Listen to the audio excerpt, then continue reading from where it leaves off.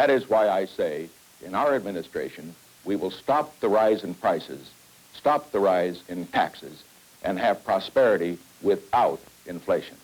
What we need are not more people on welfare rolls, but more people on payrolls in the United States. I believe we should enlist private enterprise, which will produce progress, not promises, in solving the problems of America. America is in trouble today not because her people have failed, but because her leaders have failed. What America needs are leaders to match the greatness of her people. Who is the one man who has the experience and the qualifications to lead America in these troubled, dangerous times? Nixon's the one.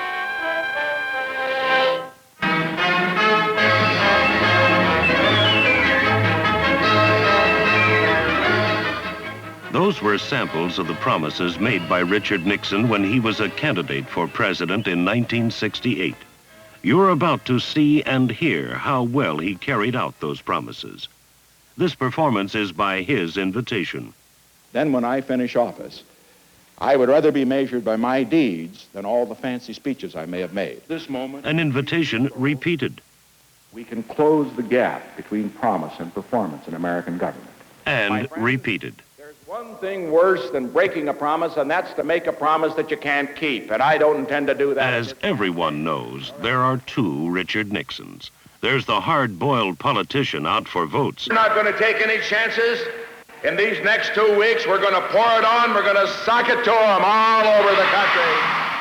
And then there's the politician who takes the high road, telling the AFL-CIO convention of his deep concern for the working man. I grew up in the Depression. I worked in a little grocery store. I'll never forget the looks on the faces of men who came into that store and couldn't pay the bills.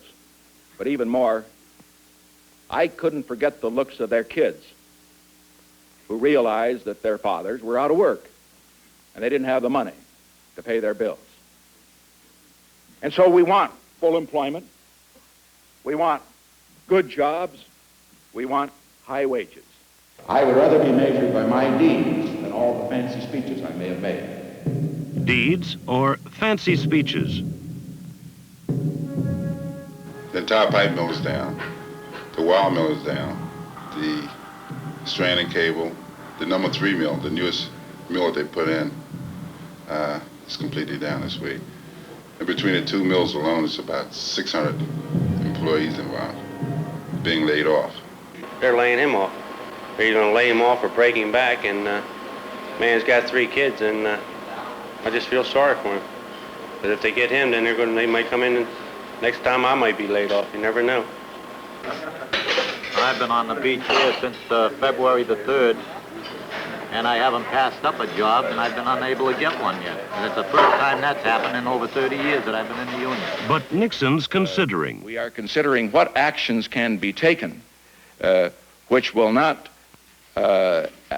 cause an unacceptable rise in unemployment. I haven't had any people out of work here for some 2.5 years. I've got 500 people sitting on a bench today, and directly related to the economic policy in this country.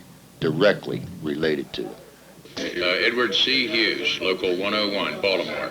This will be my 15th week. I'm not worried about the money, just as long as they put the men back on the jobs like it should be. Like I said before, I only worked 21 days this year. I have rent and I got to eat, and what I'm going to do?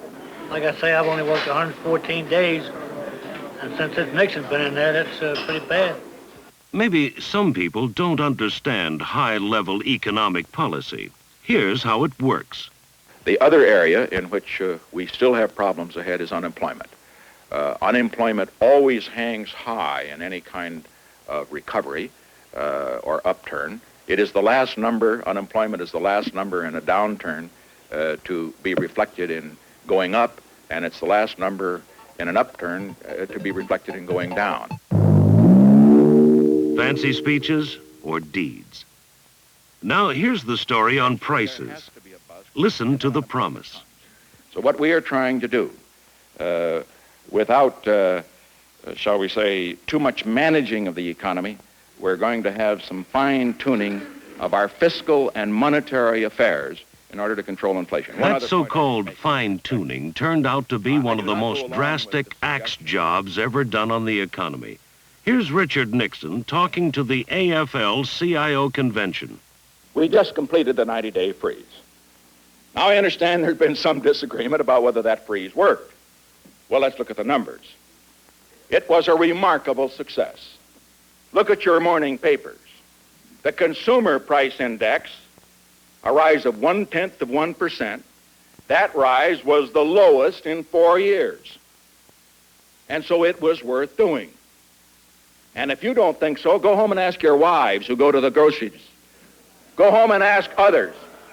Richard Nixon tried to make a big deal out of his appearance at the AFL-CIO convention. The facts came later. There wasn't a single boo, a single jeer, the slightest discourtesy.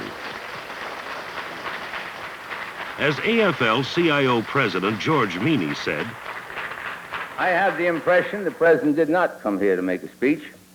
He came here to contrive a situation under which he could claim that he had been unfairly treated. We respect the office, we respect the man that holds the office, and we're going to continue to do that. Nixon said, go home and ask others. So we did. In her grocery shopping, her and I was there just last Thursday, and everything we had picked up went up from the last 3 weeks has been going up. A penny here and a penny there. We have seen it in our weekly food bill. We've got high prices and low wages, that's all I can say. My rent has gone up $11 a month. I can't afford to buy the food that I want to buy in the stores. They're going up. Things that we were paying cheaper for now is going up 3-4 cents, and you buy a loaf of bread and a quart of milk and you get spent over $1 already.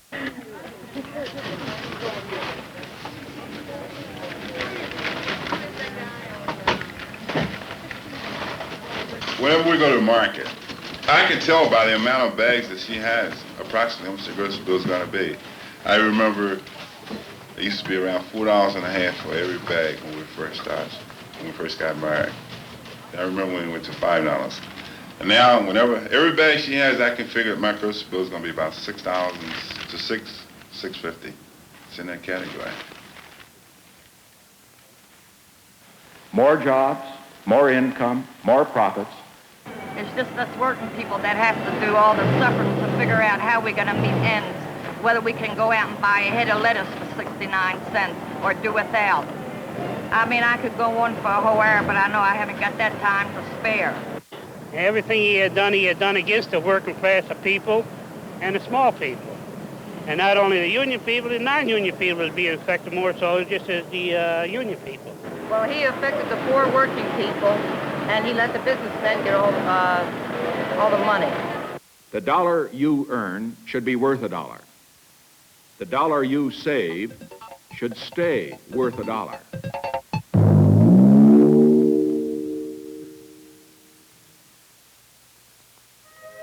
I see the face of a child. What his color is, what his ancestry is, doesn't matter. He is everything we have ever hoped to be and everything we dare to dream to be. This child must not have his dream become a living nightmare of poverty, neglect, and despair.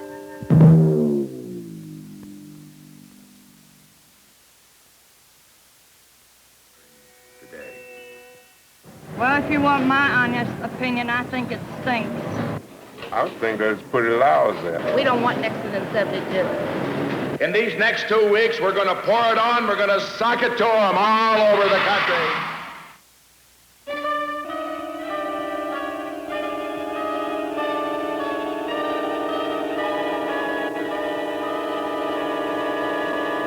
I pledge to you, the wave of crime is not going to be the wave of the future in America. Crimes of violence, murder, rape, robberies, aggravated assaults, burglaries, up more than 25% since Richard Nixon was elected president. I would rather be measured by my deeds than all the fancy speeches I may have made. He's coming up with all kind of pacts and arrangements that nobody knows the ins and outs of, and all this, in my opinion, is intended to take away the focus of the American people from what's happening here at home. Look at the record. Unemployment, less than 3.5% when Nixon took office. In 1972, over 6%, up 100%. Areas of persistent unemployment, there were 538 of them in January 1969, over 868 in January 72, and going up. Prices, a 16% increase in 3 years and still going up. But wages, frozen. Crime, you heard the figures. Crimes of violence up 25% since Richard Nixon became president. Industrial production, farm prices, foreign policy, you name it. Promise and the performance march in opposite directions. The danger is, as President George Meany has said, the man in the White House never says it's my fault. No politician ever says it's his fault. It demands a scapegoat. And we have no doubt as to who that scapegoat will be. And we can expect anti-strike edicts and injunction and all the other harassment that have been the lot of labor in the authoritarian countries in recent history. We must therefore stand united as never before. I've worked 21 days this year. It's good for the big corporations, but it's not any good for the working people. I think it's all for business itself, big business. The hell with the working man.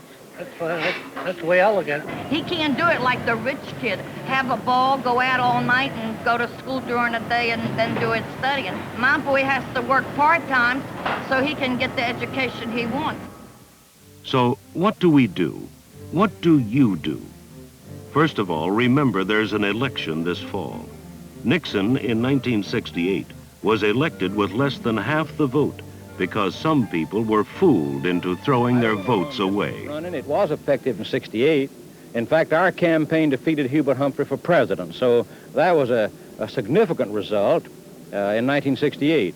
I thought perhaps a vote for Wallace would change things in the country, perhaps, but as it's been stated here and as the facts will relate, I did vote for Nixon, is what it amounted to in '68. Real strong supporter of George Wallace in '68, the reverse this time.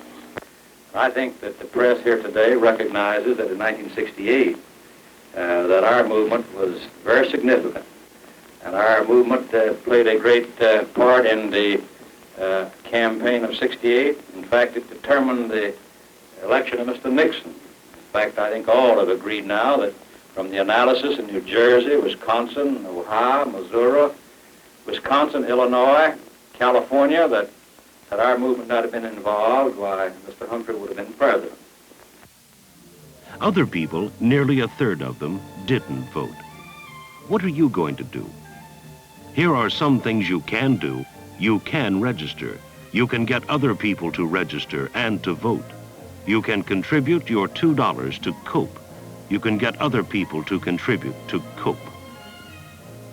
You can get your local union COPE into high gear, working on registration, talking up the issues, collecting COPE contributions, getting ready for Election Day. You can be active in politics, volunteering your services to COPE, and through COPE to COPE-endorsed candidates. You, we, all of us have built our unions over the years, and we've learned over the years that if we don't protect our unions at the ballot box, the protection unions give us will be taken away. We know how to work in politics. We need to use that knowledge. Richard Nixon has asked us to judge him by his deeds, by his performance. Let him judge us the same way. Let him judge us by the way we build COPE, by the way we work in politics, by the way we vote on Election Day. America is a big country, a great country, great enough to give to all people, black, white, male, female, young, old, everybody, great enough to give all of us hope, opportunities, a chance to move ahead, to get going again. And that's what this year is all about.